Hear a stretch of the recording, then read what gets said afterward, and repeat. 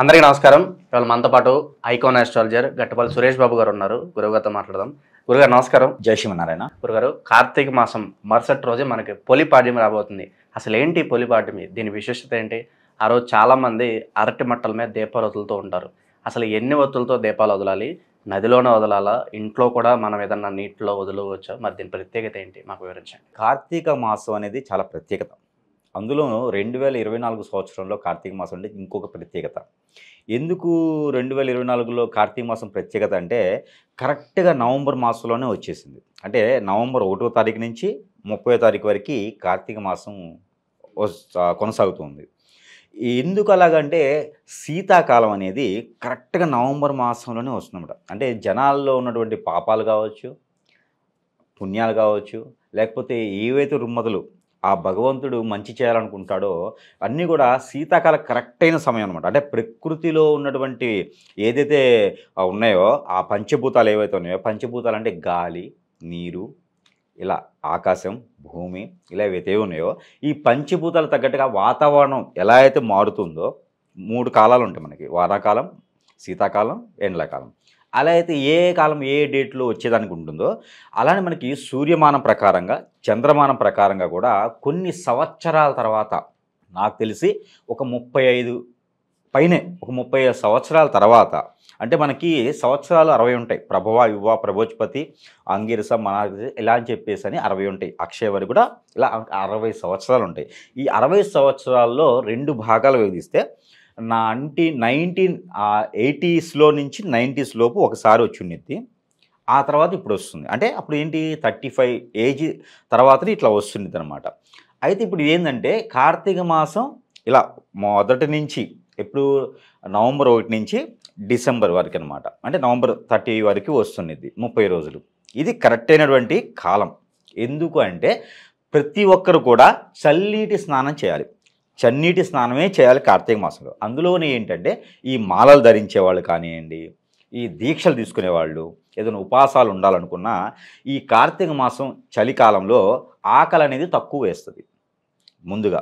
అందులోనూ రుమ్మతులు అంటే ఆరోగ్య సమస్యల వల్ల కూడా అరుగుదల ప్రాబ్లం ఎక్కువ ఉంటుంది. వీళ్ళందరూ కూడా ఈ కాలంలో ఒక్క పొద్దు ఉండడం వల్ల, దైవారాధనలో ఉండడం వల్ల, ఈ మనం చదివేటువంటి మంత్రాలు కానివ్వండి, దాని తర్వాత మనకి చదివేటువంటి మంత్రోచ్చారణ, ఏదైనా యాగాలు చేసినా, ఏదైనా హోమాలు చేసినా కూడా ఈ యొక్క మైండ్, మనస్సు, ఈ హార్మోన్ ఇన్బ్యాలెన్స్ లోపలన్నీ కూడా హీట్ని ఇస్తుంది. మంత్రోచ్చారణ కానీ దీపారాధన కానీ చేస్తే సైంటిఫిక్గా కూడా బాడీని హీట్ చేస్తుంది. మీరు ఏదైతే మనం అనుకుంటాం వేళ్ళు ఒక బొగ్గుల దగ్గర లేకపోతే ఒక మంట వేసుకొని మనకి భోగి మంటలనే వేస్తారు సంక్రాంతికి. అలా మంటలు వేసి కూర్చుంటే మన బాడీలో హీట్నెస్ వస్తుంది, విటమిన్ డి ప్రాబ్లమ్స్ అన్నీ తగ్గుతాయి. అయితే మనకి కార్తీక మాసం నుంచి మొదలవుద్ది అట్లా. అయితే ఆ విటమిన్ డి తగ్గకుండా ఉండేందుకు సైంటిఫిక్గా కూడా ఈ దీపారాధన చేయడం ద్వారా మనకి లోపల ఉన్నటువంటి హార్మోన్స్ కానివ్వండి, అలానే లంగ్స్ కానివ్వండి, అలానే టీబీ కానీ ఇలాంటి రుమ్మతులు ఉన్నటువంటి ఇబ్బందులు ఉన్న వాళ్ళకి కూడా సక్రమంగా అయ్యేదానికి మోకాళ్ళ నొప్పులు, మోచేతుల నొప్పులు, ఇలా నరాల బలహీనత ఉన్న వాళ్ళు కూడా ఈ దీపారాధన చేయడం ద్వారా, ఇలాంటి ఆరాధన చేయడం ద్వారా కార్తీక మాసంలో తగ్గేందుకు ఆస్కారం ఉంది అని చెబుతారు. అందుకోసమే ప్రత్యేకత ఏంటంటే ఇవే ప్రత్యేకతలు. సరైన సమయానికి కార్తీక మాసం రావడం చాలా ప్రత్యేకత. ఇలాంటి హార్మోన్స్ ఇంబ్యాలెన్స్ కానీ, బ్లడ్కి సంబంధించినటువంటి ప్రాబ్లమ్స్ ఉన్నా కూడా ఈ మాసంలో తగ్గేందుకు ఆస్కారం ఉంటుందని చెప్తారు. సైంటిఫిక్గా కూడా ఏంటంటే మనం ప్రతిరోజు ఉదయాన్నే మబ్బులో స్నానం చేస్తే, అంటే ఏకుంజామున స్నానం చేయడం ద్వారా, అలానే మనకి సాయంత్రం దీపారాధన చేయడం ద్వారా, పాజిటివ్ ఉండేవాళ్ళు పాజిటివ్ ఉండడం ద్వారా, ఇలాంటి మంత్రోచ్చారణ కానివ్వండి, ఆరాధన కానివ్వండి, ఇలాంటి జపాలు, తపాలు, హోమాలు, యజ్ఞాలు, వ్రతాలు ఇలాంటివి చేసుకోవడం ద్వారా కూడా మన బ్లడ్ సర్క్యులేషన్ అవుతుంది.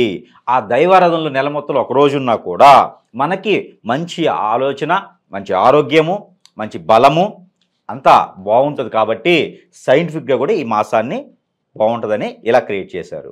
ఇది జనాలు తెలుసుకోవాల్సిన విషయం. ఫస్ట్ ఆఫ్ ఆల్ అంటే మగవాళ్ళు, ఆడవాళ్ళు ఎవరైనా సరే కార్తీక దీపం అంటే సీరియల్ కాకుండా కార్తీక దీపం అనేది వెలిగించి వదలటం ద్వారా ఆత్మ సాక్షిగా మనం ఇచ్చేస్తాం. అయితే ఈ కార్తీక మాసం మొత్తం 30 రోజుల పాటు చేసుకోవచ్చు. ఒక్కొక్క సంవత్సరంలో 5 వారాలు వస్తుంది సోమవారాలు, ఒక్కొక్క సంవత్సరం 4 వారాలు. ఈ సంవత్సరం అయితే 4 వారాలు, 2024 సంవత్సరం కార్తీక మాసం 4 వారాలు సోమవారాలు వస్తాయి. ఈ 30 రోజులు కూడా దైవారాధనలో ఉండాలి. ఎవరైతే ఈ నాన్ వెజ్ చికెన్ కానీ మటన్ కానీ తినకుండా ఉంటే మంచిది. ఎందుకు తినకుండా ఉండాలంటే అది కూడా ఒక విషయం ఉంది. మనం అనుకున్నట్లుగానే ఎక్కువగా ఆహారము, బలమైన ఆహారం తినడం ద్వారా అరుగుదల ప్రాబ్లం ఉంటుంది. చలికాలంలో ఏ ఆహారం కూడా అరగదు, మనకి స్టమక్ రిలేటెడ్ ప్రాబ్లమ్స్ వస్తూ ఉంటాయి. ఓకే, అందుకొని చికెన్లు మటన్లు మానేసి దైవారాధనలో ఉండటం వల్ల అలాంటి తినడం ద్వారా మందబుద్ధి అవుతుంది. మనం చదివేటువంటి మంత్రం కూడా రాంగ్ వస్తుంది. అప్పుడు ఈ గాయత్రి మంత్రంలో మనం గాయత్రి మంత్రం చదువుతూ ఉంటే మంచి జరుగుతుంది. గాయత్రి మంత్రాన్ని అది ఒకటి పొల్లిపోయింది అనుకోండి, అది చేతబడి చేసినట్టు అవుతుంది, చేతబడికి వాడతారు అట్లాగా. అందుకని చెప్పేసి మనకు మంత్రోచ్చారణ కూడా బాగుండాలి, అంతా దైవారాధనలో ఉంటే బాగుంటుందని చెప్పేసి అప్పుడు మనకి నాన్ వెజ్ కూడా తినడం అనేది మానేస్తారనమాట. అందుకని స్వామివారి ఆరాధనలో విష్ణుమూర్తి కావచ్చు, అమ్మవారు కావచ్చు, అలానే శివారాధనలో కావచ్చు, పార్వతీమాత కావచ్చు, గణేశుడు కావచ్చు, సుబ్రహ్మణ్య స్వామి కావచ్చు, అయ్యప్ప స్వామి గారు కావచ్చు, ఎవరైనా సరే, హనుమాన్ కావచ్చు, ఇలాగా గురువుల ఆలయాలు కావచ్చు, ఇలాగా దైవారాధనలో ఉంటారు. చర్చికి వెళ్ళే వాళ్ళని చర్చికి వెళ్తారు, మసీదుకి వెళ్ళే వాళ్ళని మసీదుకి ఉంటారు, అది కామన్. ఎక్కడికి వెళ్ళినా కూడా దీపారాధన చేసుకుంటే మంచిది. మసీదులో అయితేనేమో ఒక వేరేలా చేస్తారు, వాళ్ళ చర్చిలో అయితేనేమో క్యాండిల్స్ చేస్తారు. ఎక్కడైనా సరే మీరు గమనిస్తే కార్తీక మాసం మొత్తం కూడా దీపారాధనే ఉంటుంది. ఇది ప్రత్యేకత. అయితే దీంట్లో ఇంకా ప్రత్యేకత ఏంటంటే పోలి దీపం. మీరు అడిగిన క్వశ్చన్ పోలి దీపం. ఈ పోలి దీపం వచ్చేసి ఈ కార్తీక మాసం మొత్తం చివరి అంచు వరకు, అమావాస్య వరకు అయిపోయిన తర్వాత కార్తీక మాసం ఎండ్, ఇంకా కార్తీక మాసం లేదు. ఆ తర్వాత మార్గశిర మాసం వస్తుంది. అయితేనా కార్తీక మాసం తర్వాత మార్గశిర మాసం మొదలవుతుంది పాడ్యమితో. ఈ మార్గశిర మాసానికి ఏంటి అంటే ప్రత్యేకత, ఈ మార్గశిర పాడ్యమి రోజున ఈ పోలి దీపం అంటారు. ఈ మార్గశిర మాసం ఎంటర్ అయ్యే మొదటి దినంన, మొదటి రోజున పోలి దీపం అంటారు. పాడ్యమి రోజున పోలి దీపం అని చేస్తారు. ఇది ఏంటంటే మనం చెప్పుకుంటూ పోతే ఒక కథ ఉంటుంది.